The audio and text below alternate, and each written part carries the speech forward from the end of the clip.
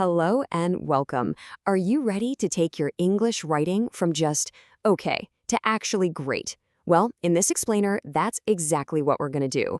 We're going to level up your skills and move way beyond simple sentences to create writing that's way more detailed and impressive. Let's get started. So just take a look at these two sentences right here. On the left, we've got a simple fact. Someone built the bridge in 1999. I mean, it's correct, sure, but it's a little bit boring, isn't it? Now, look over to the right. The bridge, which is a local landmark, was built in 1999. See that difference? It has so much more detail. It sounds more formal, and it's just better. So how do we make that leap? Well, the secret is having the right tools for the job. I want you to think of grammar not as a bunch of boring rules, but as a toolbox, one that's filled with all these powerful instruments that help you build stronger, more interesting sentences. And today, we're adding 3 absolutely essential tools to your collection.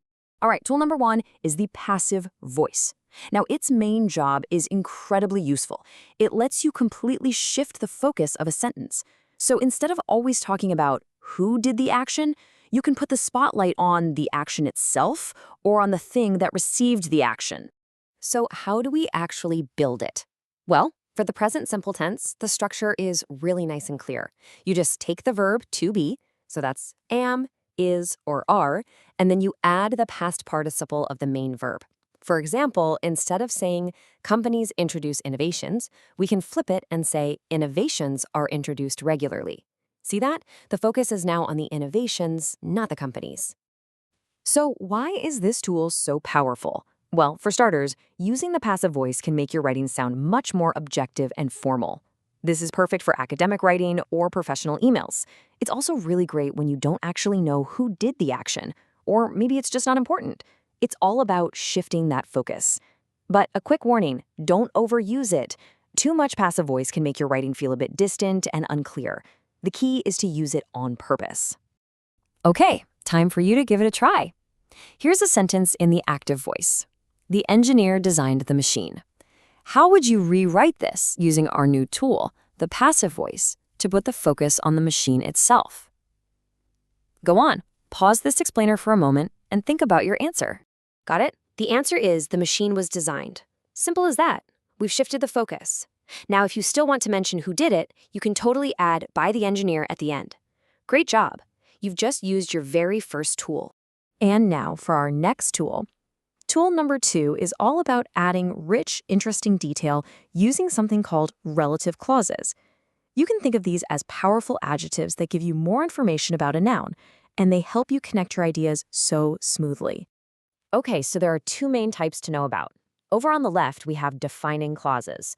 These give you essential need-to-know information. In the sentence, the teacher who helped me was patient, the part who helped me tells us exactly which teacher we're talking about. And notice, no commas. Now on the right, we have non-defining clauses. These just add extra cool-to-know information. In my brother who lives in Spain is visiting, the fact that he lives in Spain is just a bonus detail. And the key signal? It's the commas. See them? It's your turn again. Let's practice connecting some ideas. We have 2 simple sentences here. The book is out of print, and the book won an award. So how can you combine these into one more flowing sentence using a relative clause with that or which? Pause here and give it a shot. And here we go. The answer is, the book that won the award is out of print. This is a brilliant example of how you can take 2 choppy sentences and merge them into one elegant, really informative statement. You see, your writing is already sounding more advanced. For our third and final tool today, we're going to focus on making your English sound way more natural and conversational. This tool is the tag question. It's just a short little question that you tack on to the end of a statement to check information or just to get a response. The basic rule here is actually pretty simple. If you have a positive statement, you use a negative tag. And if you have a negative statement, you use a positive tag. For example, it's cold. That's positive. So we add the negative tag, isn't it? It's cold, isn't it? If the statement was negative, like, it isn't warm, the tag would be positive. Is it? This is a fantastic way to make a statement feel more like a real conversation. But here's a really common mistake you need to watch out for. You can't just use any old negative tag. You have to match the helping verb, the auxiliary verb. So saying he likes it, isn't he? That's not right. Because the main verb is likes, we need the auxiliary does. So the correct version is he likes it, doesn't he? That's the crucial little detail to remember. Okay, one last practice round. This is a simple one. I want you to complete this sentence with the correct tag question.